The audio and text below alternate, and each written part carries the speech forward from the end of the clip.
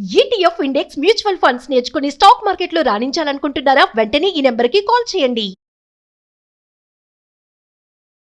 నమస్తే, welcome back to Suman T. Present మనతో పాటు ఉన్నారు life coach and marriage counsellor Vasudhara గారు. మేడంతో మాట్లాడండి. నమస్తే మ్యామ్. నమస్తే నవీన. మేడం, ఇప్పుడు వైఫ్ అండ్ హస్బెండ్ ఇద్దరు జాబ్ చేస్తున్నారు. సో ఇద్దరు మంచిగా సంపాదిస్తున్నారు. ఇంకా చెప్పుకోవాలంటే హస్బెండ్ కంటే వైఫ్ ఎక్కువ సంపాదిస్తుంది అనుకోండి. పోనీ సమానంగా అనుకుందాం, అలా వద్దులేండి, ఎందుకు ఇద్దరు బ్యాలెన్సింగ్గా చేస్తున్నారు, ఇంకా హస్బెండ్ ఎక్కువ అనుకుందాం పోనీ. అయితే ఎందుకు ఈగోస్ వస్తాయి ఇద్దరికి మధ్యలో? మంచిగా జాబ్ చేసుకుంటున్నారు, భార్య కూడా సంపాదిస్తుంది, ఫినాన్షియల్గా హస్బెండ్కి హెల్ప్ చేస్తుంది, నా భార్య నాకు హెల్ప్ చేస్తుంది, ఇంట్లో పనే కాకుండా ఫినాన్షియల్గా కూడా నాకు సపోర్ట్గా ఉందని ఎందుకు భర్త అనుకోడు? అలాగే భార్య కూడా ఎందుకు అనుకోదు? ఈగోస్ ఎందుకు వస్తూ ఉంటాయి ఇద్దరికి అంటే? ఈగోస్ అనేవి ఖచ్చితంగా ఉంటాయి. ఒకటి ఏంటంటే ఈగోకి సెల్ఫ్ రెస్పెక్ట్కి ఉన్న ఫైన్ లైన్ని అర్థం చేసుకోలేకపోవటం ఒకటైతే, ఇంకొకటి మన ప్యాట్రియార్కియల్ సిస్టమ్, మనది పితృస్వామ్యం. 2000 సంవత్సరాల క్రితం ఉండే మాతృస్వామ్యం, కానీ మనం చూసింది చాలా మాత్రం ఎక్కువ పితృస్వామ్యమే. ఆ పితృస్వామ్యంలో గృహస్థు అతను ఇంటి పెద్ద. సో చిన్నప్పటి నుంచి కూడా అతను చూసింది, జనరేషన్లు చూసింది అంతా ఏంటి? మగవాడు, వాడు పెద్ద, వాడు గొప్ప, పతియే ప్రత్యక్ష దైవం, ఇలాంటివన్నీ ఆ డిఎన్ఏలో ఉండిపోతాయి. ఎస్, వాళ్ళు కాన్షియస్గా అబ్జర్వ్ చేసినా చేయకపోయినా డిఎన్ఏలో ఇవన్నీ కూడా అబ్జర్వ్ అయి ఉంటాయి. మీరు చూసే ఉంటారు కదా, చిన్నప్పుడు మగపిల్లలు ఏడుస్తుంటే ఈ నానమ్మలు అమ్మమ్మలు ఏంట్రా ఆడపిల్లగా ఏడవటం అంటే, ఏడవటం అనేది ఒక వీక్నెస్ గా ట్రీట్ చేయబడింది. అంటే వాళ్ళు ఎక్స్ప్రెస్ చెయ్యరు, ఎక్స్ప్రెస్ చేస్తే వాళ్ళని అదొక వీక్నెస్ లాగా ట్రీట్ చేస్తారు. సో వాడికి చిన్నప్పటి నుంచి కూడా నేర్పిస్తుంది ఏమిటి? నువ్వు గొప్ప, నీ భార్య కంటే నువ్వు గొప్ప. ఇంకా కొన్ని ఇళ్లలో ఎలాగానంటే అబ్బాయిని, ఇప్పటికీ ఉంది ఇది, అబ్బాయిని ఎక్కువగా చూస్తారనమాట. సినిమాలో చెప్పినట్టు పతి కొంచెం ఎక్కువ సమానం. మిస్టర్ పెళ్ళాం సినిమాలు చెప్తారు కదా, భార్య భర్త ఇద్దరు సమానం, భర్త కొంచెం ఎక్కువ సమానం అని చెప్తారనమాట సినిమాలో. సో అది ఇప్పటికీ ఉంది. ఇప్పుడు అబ్బాయిలకు కోర్సులు సెలెక్ట్ చేయడం అయితేనేంటి, స్కూళ్ళు సెలెక్ట్ చేయడం అయితేనేంటి, అతని కోసం పెట్టాల్సిన ఎక్స్పెండిచర్ అయితే ఏంటి, కొందరు, అందరని నేను చెప్పను, కొందరు ఇంకా అలా ఉంది. సో అలాంటి సందర్భంలో ఆ అబ్బాయి ఖచ్చితంగా కూడా అలాంటి మనస్తత్వంతోనే పెరుగుతాడు కదా, నేనే గొప్ప. ఇంకోటి వచ్చేసి జెండర్ రూల్స్ అనమాట. ఇప్పటికీ కూడా ఇంటి పని, వంట పని, ఇవన్నీ కూడా జెండర్ రూల్స్ ఆడవాళ్లే చేయాలి, అంటే ఆడవాళ్ళు ఇదా చేయాలి, మగవాళ్ళు ఇవి చేయాలి అని ఇంకా సొసైటీలో ఉంది. నిజానికి ఇప్పుడు అది అవసరం లేదు.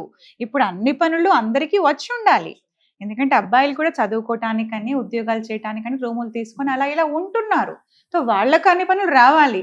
ఇలా చేసిన వాడు కూడా పెళ్ళయ్యే వరకు చుట్టూ ఉన్న ఇన్ఫ్లుయెన్స్ కావచ్చు, వాడి ఫ్యామిలీ మెంబర్స్ కావచ్చు, నువ్వే చేయాలి.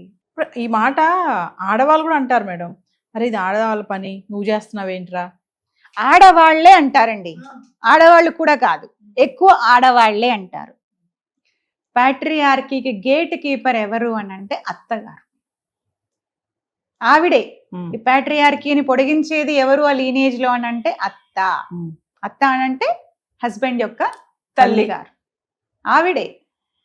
ఇప్పుడు ఆవిడ హస్బెండ్ ఆవిడకి హెల్ప్ చేస్తూ ఉండొచ్చు, బానే ఉంటది.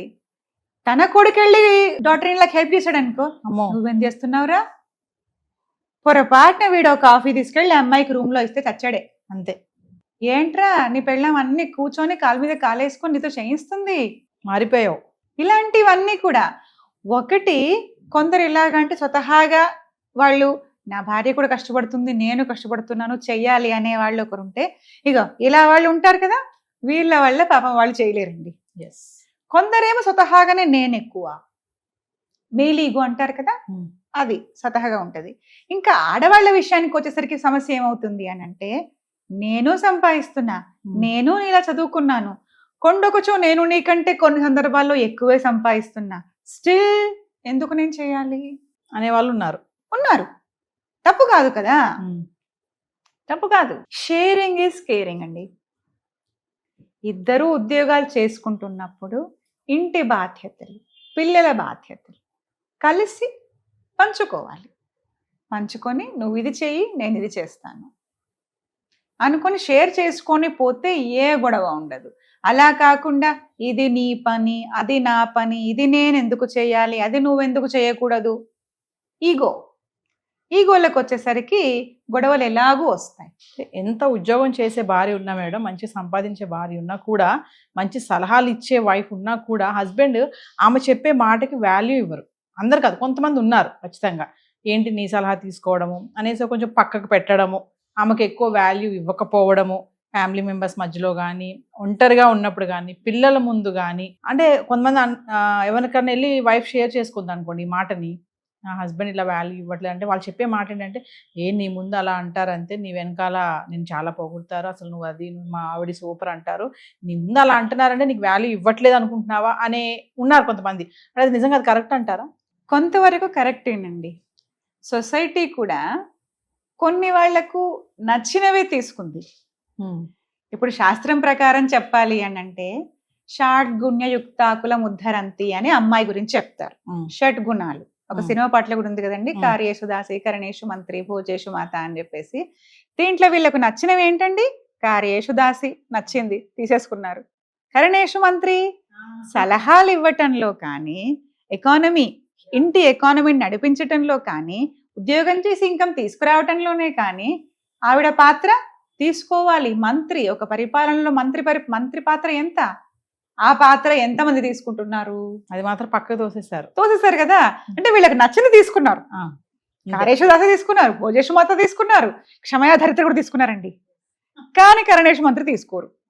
ఎందుకంటే ఈగో, మేల్ ఈగో. సో బయట నా గురించి నువ్వు ఎంత చెప్తే చెప్పు, దట్స్ గుడ్, కానీ నాకు కూడా అనిపించాలి కదా యు ఆర్ రెస్పెక్టింగ్ మీ అన్నట్టు. ఇదే విషయం వైఫ్ లో కూడా వర్తిస్తుందండి.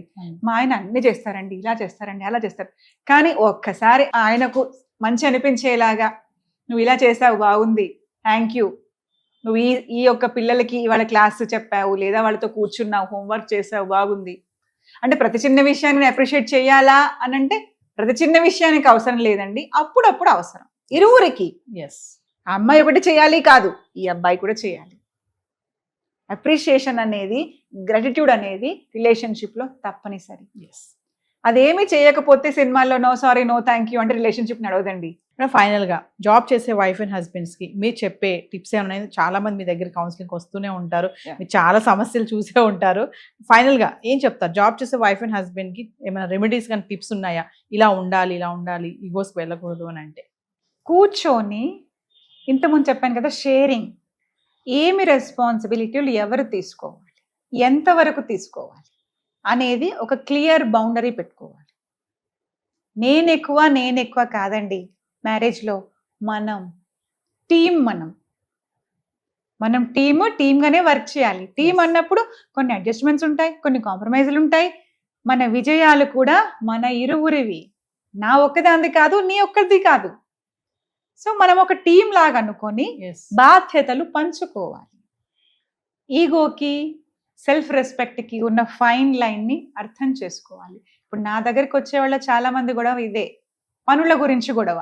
నేను చేస్తున్నా, నేను ఈ పనులు ఎందుకు చేయాలి? అలాంటప్పుడు ఇద్దరు సంపాదిస్తున్నారు కదా, చక్కగా పనులను పెట్టుకోండి, వాళ్ళని సూపర్వైజ్ చేసుకోండి. టెక్నాలజీ ఇంత పెరిగిపోయింది కదా, వాటి కోసం అరచుకోవడం అవసరం లేదు కదమ్మా. Thank you ma'am.